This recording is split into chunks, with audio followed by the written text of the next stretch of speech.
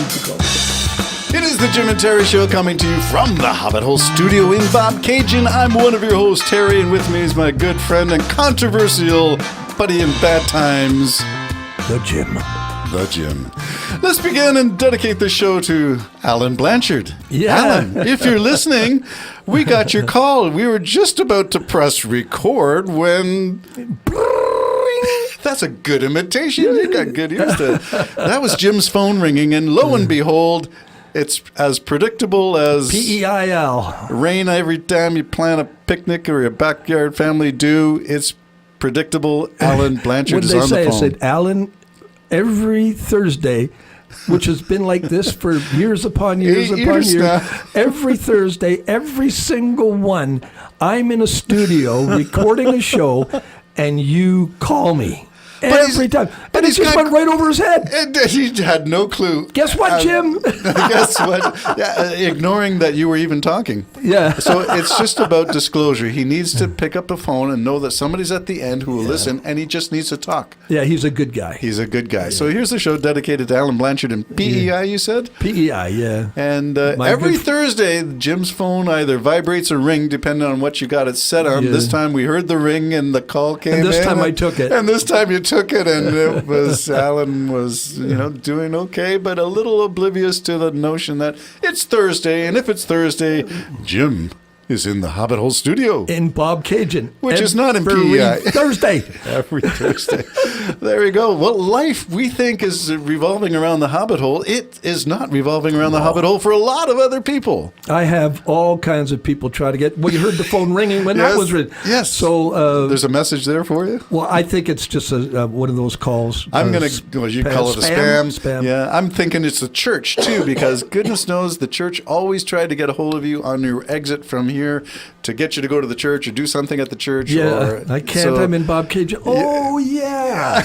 Oh, yeah. It's only been how many years, Terry? 8 years. How many Thursdays is that? 52 Thursdays in a year times 8. So that's at least 400 and some. Oh, yeah. Now, give yourself a few holidays there over the years. You used to go to Florida, and now you still go away on the odd Thursday. We have medical emergencies now. Yeah. So maybe cut it down to 350 instead of 400 and some. I almost thought I was going to have to turn around today. I'm so glad I didn't.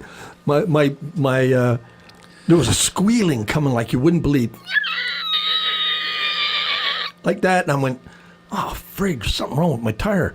And then I said, well, I got it. And I just flipped the wheel a bit thinking, maybe there's a stone somewhere. Nope, kept going. And then I started changing my vent. And I went, it's a vent. That's not a wheel. That's a vent. And I go, is this going to be my vent? Because when I changed it, it changed a little bit of pitch. Well, so I'm going like crazy, pounding the dash, doing anything I can to loosen whatever it needs.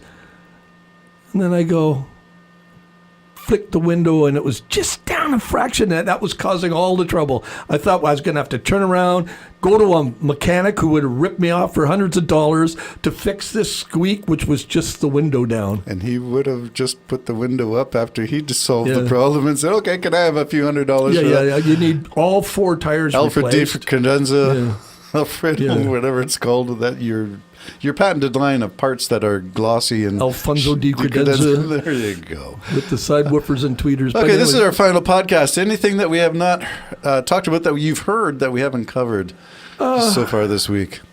I haven't heard of much. I know I was at a meal with someone. Anyways, I mentioned aliens or something. They said to me, it was yesterday actually, and she leaned over and said, it's the strong delusion. I went, oh, well, maybe that's it. But then when talking to you, I'm thinking maybe the whole atmosphere of the times is the strong delusion. Wow. Because we all feel like lately, I don't know if you've noticed the wind. There's all kinds of wind. A beautiful day, but there's wind. Always coming, constant wind. And I'm thinking, something doesn't feel normal. It just doesn't. And this winter was very windy where I live. Just unusually windy. And I know one thing, Jim. The answer is blowing in the wind. The answer, my friend. Hey, Timmy, I understand what you're saying to me. Yeah, I didn't notice the wind myself. Well, that's just what I've noticed. I noticed the miserable winter. It started in November, one of the earliest starts, and it wouldn't let go. Nope. It stayed. In the political atmosphere, the water levels still haven't really dropped. Even the pond out by Debbie's place is still right to the limit.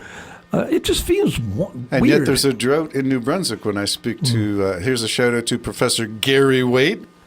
So his place, he's near Charlottetown. No, is that Fredericton? And Charlottetown's PEI. Yeah, wrong thing. Alan Blanchard's got got me rattled, Alan. Yeah, drought conditions. So, yeah, it depends where in the country you are. What's going on? Yeah. Anyways, I don't know if it is or not, but you got me thinking now. And is the whole atmosphere a strong delusion? Are we caught in delusion? And it just feels funny to me. I think part of it is I think in our minds, everything from political to everybody's got an opinion to hold in your mouth. There was a time you could be an NDP and be the neighbor of a progressive conservative, and it wouldn't be the end of the world. Now it seems to be the end of the world. Well, don't forget, there is no progressive conservative anymore. Then, yeah, I know it. So, things have changed that way. Do you but blame? Everything just seems this different pressure. And, You're talking about atmospheric pressure, or what kind of pressure? Well, it could be that too, but just the pressure of, you and me, we live seeing that people are living in a lie and not believing the lie they're living in. Well, they're looking at us. Profound. They're looking at us and saying, "No, you're the one living in the lie." I know you are, but what am I? Yeah, and so you go. So now you're at a gathering, and I guess I can't say what's really on my mind because I might start something. They may all agree, or one may not agree, and next thing you know, they're swearing at you, and that's a real bad time to be taking communion. That kind of thing. True story. I would not be taking communion if you're arguing. That's funny. So it makes me wonder if that stupid gas is out there somehow, that we're having a collective nervous breakdown and not even know it. Is everyone affected, or some people more than others? Some people more than others. So it's funny. I have a daughter-in-law, one of my daughter-in-laws, and my son said, she couldn't care less if the aliens landed on the front lawn. That's unbelievable. And I said, and very, very intelligent woman. And I said, is that true? She said, what's it to me? It's just absolutely. That's the epitome of I can't see past my nose. You're not. Well, I didn't even view it that way, but sort of it is what it is type of thing. Don't you want to know more then? No, I don't give it a second thought.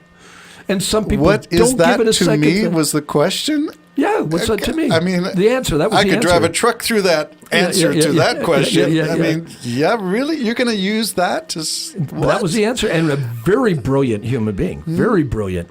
Well, not as brilliant as you think when that's the question. No, I didn't take it in any wrong or any lack of brilliance, to tell you the truth. Just the truth of the matter being, where I care and I'm interested and I want to see more, not a thought. Okay, so this crosses her mind. When curiosity is not an operating principle, or it is so limited and constrained by whatever else is occupying your mind that you cannot be curious, something is wrong. But they're curious in other things. But that's okay. What I'm saying is there has to be curiosity, but it's a global thing. When you narrow it and confine it and constrain it so that you cannot be curious about strange things. But just to go a spin-off, maybe the strong delusion is someone saying, what's that to me? That to me, maybe that's the strong. Actually, you know what I mean? Because that's a great title for a song and/or a book or a movie. What's it to me? Yeah. And the idea is I understand that, but it would be unbelievable, earth-shattering to the world. Therefore, I think it might affect you. Therefore, the question itself is telling me something is wrong. Something is amiss. Something is deluded.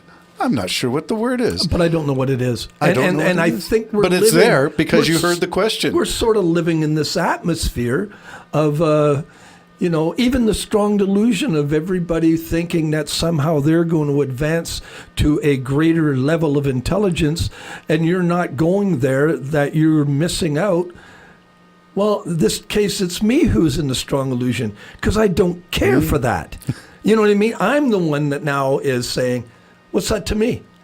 I don't want to be any smarter.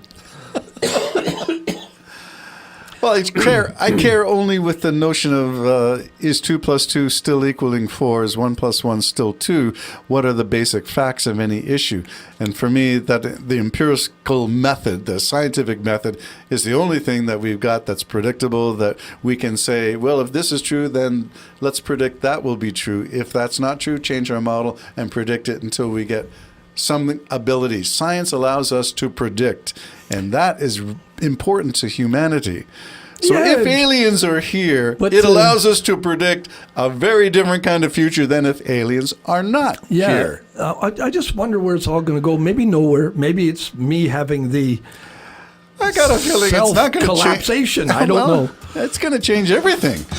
Interest rates, inflation rates. It'll change it. Maybe there will be no money. Travel plans. Travel plan? I think you're going direct. You'll be raptured before the aliens get here, Jim. Yay! The Jim and Terry Show signing off. Boy, have we covered a bunch of stuff today. Bye-bye for now. Bye-bye. It's complicated, this relationship I have with my morning coffee. It's from the way that I